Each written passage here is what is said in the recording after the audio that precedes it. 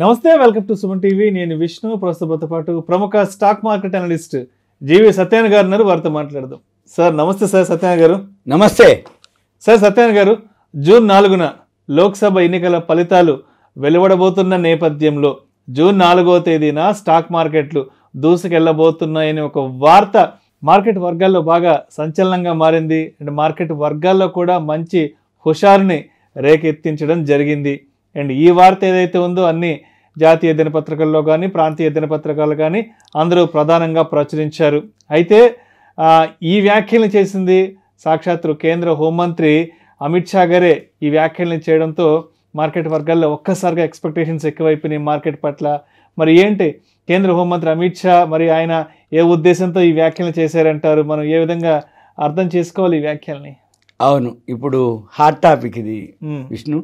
అయితే నిన్న 3వ తారీఖు నాడు ఏం జరిగింది అంటే గ్యాప్ డౌన్ తోటి మార్కెట్ ఓపెన్ అయింది. ఎప్పుడైతే అమిత్ షా గారు ఈ అనౌన్స్మెంట్ చేశారో ఒక న్యూస్ ఛానల్కి ఇంటర్వ్యూలో, ఆ ఇంటర్వ్యూలో ఎప్పుడైతే అనగానే మార్కెట్ బౌన్స్ బ్యాక్ అంటే ఏంది, మార్కెట్ ఆ మైనస్ వెళ్ళిపోయి ప్లస్లోకి రావడం జరిగింది. సుమారు 1000 పాయింట్లు అనమాట. అంటే లో నుంచి హైకి వచ్చేటప్పటికి 1000 పాయింట్ల వరకు రికవరీ అనమాట. ఇది జనరల్గా ఏం జరుగుద్ది అంటే ఎప్పుడైనా కానీ ఎలక్షన్స్ ముందు మార్కెట్ బాగా ఫాల్ అవుతాయి.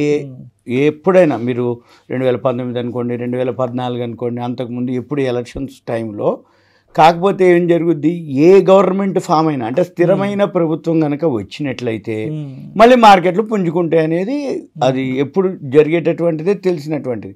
కాకపోతే ఇప్పుడు ప్రజెంట్ ఏంటిది అంటే ఏవైతే 4 విడతలుగా ఎలక్షన్స్ అయిపోయినాయి, ఇంకొకసారికి అయిపోతే జూన్ 4కి రిజల్ట్స్ వస్తాయి. ఆల్రెడీ ఎగ్జిట్ పోల్స్ ఏవైతే అంటే కొన్ని అంటే బయటికి రాకపోయినా ఓవరాల్గా ఏంటిది మళ్ళీ మోడీ గవర్నమెంట్ రాబోతుంది. ఇప్పుడు వర్షన్ ఏంటిది అంటే ఇప్పుడు మనం రోబో సినిమా 2.0 ఇప్పుడు 2.0 కాదు 3.0. ఇప్పుడు కొత్త అనౌన్స్మెంట్ ఏంటిది అంటే 3.0 అంటే మళ్ళీ మూడోసారి వచ్చి ఈయన ఏదైతే మళ్ళీ ఆయన ప్రణాళికలు, ఆయన ఆలోచనలు అవన్నీ మళ్ళీ సక్రమంగా జరుగుతాయి, ఒక స్థిరమైన ప్రభుత్వం మళ్ళీ ఏర్పడుతుంది అనే ఉద్దేశంతో జనరల్గా ఉంది. అయితే ఇప్పుడు అమిత్ షా గారు ఏదైతే అన్నాడో కాన్ఫిడెన్స్ అనుకోండి, అంటే ఈ ఎగ్జిట్ పోల్ అనుకోండి, లేకపోతే వాళ్ళ ప్రభుత్వం వస్తుంది అనేది ఆయన నమ్మకం అనుకోండి. దాంతో ఆయన ఒక అనౌన్స్మెంట్, ఒక ఇంటర్వ్యూ ఇవ్వటం జరిగింది. మా 400 పైన రావటం అనేది వస్తుంది అనేది. దాంతోపాటు ఏమంటే మార్కెట్కు అనుకూలంగా మార్కెట్ వచ్చింది. అయితే జనరల్గా ఎవరికి వాళ్ళు, ఏ పార్టీ వాళ్ళైనా మేము వస్తాం అని అంటారు. కాకపోతే జూన్ 4 నాడు ఏ ప్రభుత్వం వచ్చినా, అంటే ఏ ప్రభుత్వం స్థిరమైన ప్రభుత్వం కనుక వస్తుందనేది ఉంది. కాకపోతే అప్పుడు మళ్ళీ అయితే ఎప్పుడైతే వస్తుందో ఏ గవర్నమెంట్ వచ్చినా నెగిటివ్ ఉండవు. ఎందుకోసం అంటే అప్పుడే వాళ్ళు వచ్చారు కాబట్టి బడ్జెట్ ప్రవేశపెట్టాలి. ఈ బడ్జెట్లో కూడా వెమ్మటే రాగానే పన్నులని, ట్యాక్స్లని అవన్నీ ఏం చెయ్యరు, అన్ని గుడ్ న్యూసే చెప్తారు. అంటే ఎంప్లాయీస్ అనుకోండి, బిజినెస్ పీపుల్ అనుకోండి, సామాన్య మధ్యతరగతి ప్రజలకి అందరికీ ఏవైతే అనుకూలంగానే ఉంటుందన్నమాట బడ్జెట్. కాబట్టి మార్కెట్లుకి దోకా లేదుగా, మార్కెట్లు బాగా పెరుగుతాయి అనేది ఒకటి. కాకపోతే మనం చూడవలసింది ఏంటిది అంటే ఏవైతే వాల్యూ ఉన్నాయో ఇప్పుడు మనం చూడవలసింది ఏంటిది, మార్చి ఫైనాన్షియల్ ఇయర్ అయిపోయింది 2023-24. ఈ 2023-24 ఏవైతే యాన్యువల్ రిజల్ట్స్ వచ్చినాయో చాలా బాగా వస్తూ ఉన్నాయి. అప్పటికల్లా మొత్తం కంప్లీట్ అయిపోతాయి. ఏదైతే సుమారు 6000 కంపెనీలు దాకా ఉంటాయి, ఈ 6000 కంపెనీల రిజల్ట్స్ అన్నీ అయిపోతాయి. అందులో మొత్తం కలిపితే ఒక 1000 దాకా వస్తాయి మంచి కంపెనీలు. అందులో ఫిల్టర్ చేస్తే ఒక 200 కంపెనీల వరకు. వారు అమిత్ షా గారు అన్నారు ఏంటిదంటే నీకు ఏదైతే ఫాలో అప్ చేస్తున్నావో ఓ వాల్యూ ఉన్నటువంటి కంపెనీల్లో ఇప్పుడు ఇన్వెస్ట్ కనుక మీరు చేసుకున్నట్లయితే జూన్ 4వ తారీఖు బాగా పెరుగుతాయి రైట్ అనేది ఆయన చెప్పుకు రావటం జరిగింది. అంతే తప్ప మార్కెట్లు పుంజుకుంటే అంటే వాల్యూ లేనటువంటి పెరగవు. వాల్యూ ఉన్నటువంటి కనుక మనము ఇప్పుడు కనుక హోంవర్క్ చేసి అందులో కనుక యాన్యువల్ రిజల్ట్స్ కనుక చేసి పెట్టుకుంటే అదొకటి. ఇక రెండోది మనకి ఏప్రిల్, మే, జూన్ 15కి అంటే జూన్ 4వ తారీఖు రిజల్ట్స్ వస్తాయి. జూన్ 15కి మళ్ళీ అడ్వాన్స్ ట్యాక్స్ వస్తాయి. ఈ వీటితో పాటు ఏదైతే ఎలక్షన్స్ అయిపోతాయో అంత సద్దుమణిపోద్ది అనమాట. అంటే ఒక విధమైన డెసిషన్కి వస్తారు. అంటే ఫారిన్ ఇన్వెస్టర్స్ కానీ కంపెనీలు కానీ ఏ కంపెనీలకి ఏమి వస్తాయి అంటే సెక్టార్లకి ఏమేమి ఉంటాయి, అగ్రికల్చర్ అని, ఫార్మా అని, రియల్ ఎస్టేట్ అని, ఇలా ఒక్కొక్క సెక్టార్కి ఏమేమి ఇస్తారు, ఎలా ఇస్తారు, ఎంప్లాయీస్కి ఏమి ఇస్తారు, ఇన్కమ్ ట్యాక్స్ స్లాబులు పెంచుతారా, ఇక వీటన్నిటి మీద దాన్ని బట్టి మార్కెట్ మళ్ళీ పుంజుకుంటుంది. కాబట్టి ఎప్పుడైనా సరే 5 ఏళ్లకు ఒకసారి ఈ ఎలక్షన్స్ టైంలో కానీ ఎలక్షన్స్ ముందు కానీ జనరల్గా ఎందుకు పడుతుంది అంటే ఈ ఫారెన్ పోర్ట్ఫోలియో ఇన్వెస్టర్స్ ఉంటారు, ఎఫ్ఐఐలు అంటారు, ఫారెన్ ఇన్స్టిట్యూషనల్ ఇన్వెస్టర్స్. ఈ ఎఫ్ఐఐలు అన్నా ఎఫ్పిఐ ఫారెన్ పోర్ట్ఫోలియో ఇన్వెస్టర్స్ అన్నా వాళ్ళు ఒకటే. అయితే వాళ్ళు జనరల్గా ఏం చేస్తారంటే ఏ ప్రభుత్వం వస్తుందో ఏమోలే అని వాళ్ళు ముందుగా సెల్లింగ్ చేస్తారనమాట. వాళ్ళు సెల్ చేయటం వల్ల ఏమవుతుందంటే మార్కెట్ బాగా డౌన్ అయ్యే అవకాశాలు ఎక్కువ ఉంటాయి. ఇప్పుడు కూడా జరుగుతుంది అదే. మార్కెట్లు బాగా పట్టడానికి రీజన్ ఏంటిది అంటే ఎఫ్ఐఐలు అమ్మటం మొదలుపెట్టారు. ఎఫ్ఐఐలు ఎప్పుడు అమ్ముతారు అంటే వాళ్ళకు ఒక స్థిరమైన ప్రభుత్వం కానీ స్థిరమైన అంటే ఒక నమ్మకం రావాలి, ఏ గవర్నమెంట్ ఫామ్ అవుతుంది అనేది ఒక కాన్ఫిడెన్స్ వచ్చాక అప్పుడు మళ్ళీ వాళ్ళు మన మార్కెట్లోకి ఇన్వెస్ట్మెంట్ చేయడం జరుగుతుంది. జనరల్గా ఏం జరుగుద్ది, ఎప్పుడైతే ఈ ఎలక్షన్స్ అవుతాయో మనకంటే మార్కెట్ ముందుంటుంది, ఎఫ్ఐఐలు మనకంటే ముందుకుంటారు అంటే అడ్వాన్స్గా. అంటే ఏ గవర్నమెంట్ ఫామ్ అవుతుంది, మనం మామూలు సామాన్య మానవులకి అవన్నీ అర్థమయ్యేంత అంటే టీవీలో ఛానల్స్లో చెప్తే తప్ప మామూలుగా మన బుర్ర కందేంత కావాలి. కానీ ఎఫ్ఐఐలు కానీ ఫారెన్ పోర్ట్ఫోలియో ఇన్వెస్టర్స్ అడ్వాన్స్గా ఉంటారు. మార్కెట్ పెరగబోతుందన్నా గుర్తుపడతారు, మార్కెట్ పడుతుందన్నా ఏ గవర్నమెంట్ వస్తుందన్నా కానీ గుర్తుపడతారు. అందుకని వాళ్ళు జనరల్గా ఏంటంటే ఎప్పుడైతే ఎలక్షన్స్ ముందు అప్పుడు మార్కెట్ కొంచెం వాళ్ళు సెల్లింగ్ ప్రెషర్ ఎక్కువ ఉంటుందని వాళ్ళు అమ్మేస్తారు. తర్వాత ఏమవుతుంది, ఏమాత్రం కాన్ఫిడెన్స్ వచ్చేసినా ఎగ్జిట్ పోల్ అనుకోండి, వాళ్ళ డేటా ప్రకారం వాళ్ళకు సర్వే ఉంటుంది, వాళ్ళ సర్వే ప్రకారం ఏమాత్రం అనిపించినా ఇంకా ఇప్పుడు పడుతుంది కాదు 2000 3000 పాయింట్లు కూడా పెంచుతారు వాళ్ళు, పెంచేసుకుంటూ అప్పర్ సర్క్యూట్లు వెళ్ళిపోతాయి అన్నీ. అంటే ఒక్కసారి వాళ్ళు ఎంటర్ అయిపోయిండ్రు అంటే ఇక మార్కెట్లు వెళ్తాయి. అయితే మన వాళ్ళందరికీ ఎట్లుంటుంది అంటే రెండే జనరల్గా, మన వాళ్ళకి చూస్తే తప్ప నమ్మకం ఉండదు. చూస్తే అంటే ఏంది, వాళ్ళు కొంటారు, పెరిగిందా అదే నమ్మకం అనమాట. అంటే పెరిగినప్పుడే ఆయన నమ్ముతాడు, పడ్డప్పుడు ఏంది ఇంక అయిపోయిందిలే, ఇక లాస్ వస్తుందిలే, ఇక ఏమోలే, ఇంకా మనము ఇక ఎప్పుడు ఇంతేలే బ్యాడ్ లక్ అని వాళ్ళు అమ్మేస్తారు. తర్వాత పెరుగుతుంది, పెరిగినాక వాళ్ళ దగ్గర ఉండవు.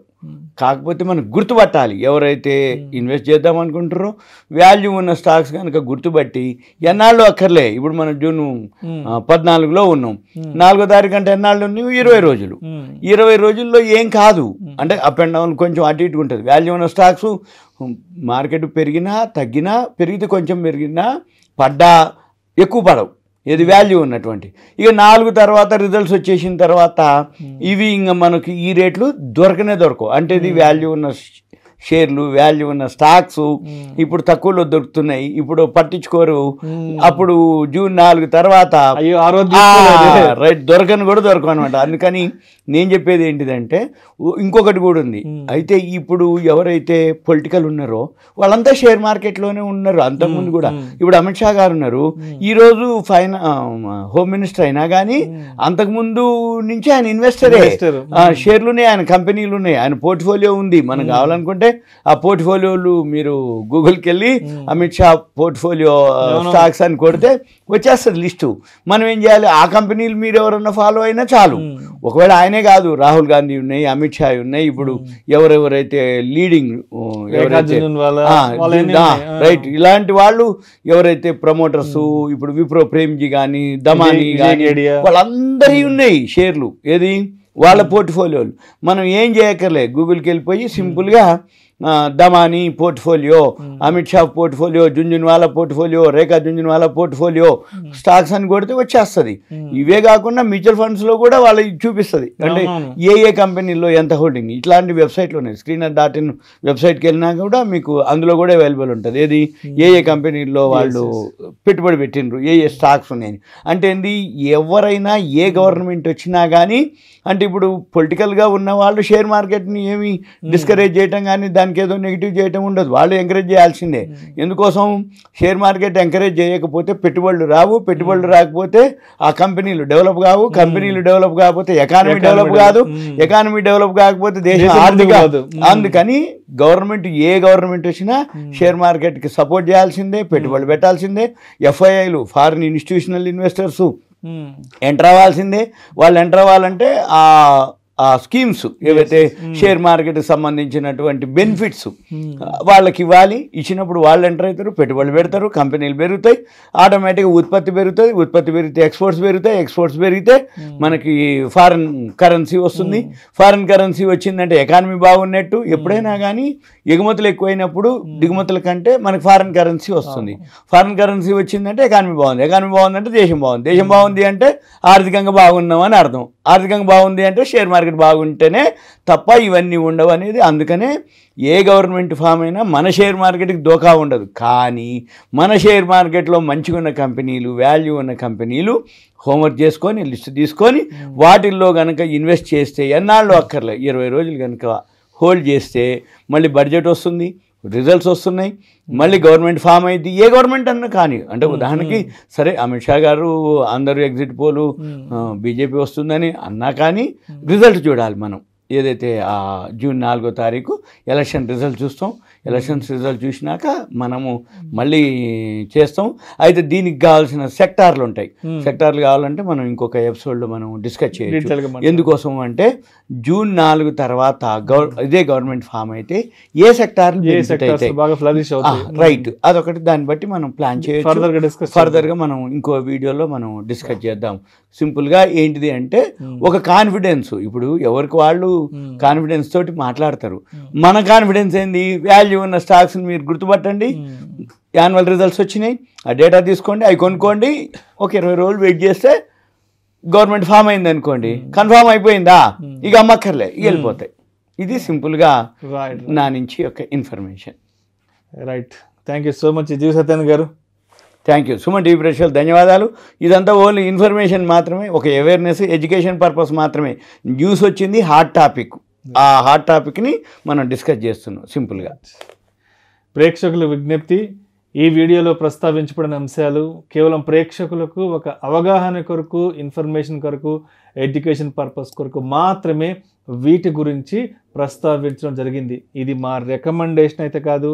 దయచేసి ప్రేక్షకులు మరొకసారి గమనించగలరు. పెట్టుబడులు పెట్టే ముందు మీ అడ్వైజర్ని సంప్రదించి మాత్రమే తుది నిర్ణయం తీసుకోగలరని మా మనవి. నమస్తే. సుమన్ టీవీలో మీ పర్సనల్ అండ్ బిజినెస్ ప్రమోషన్స్ కోసం కింది నెంబర్కి కాంటాక్ట్ చేయండి.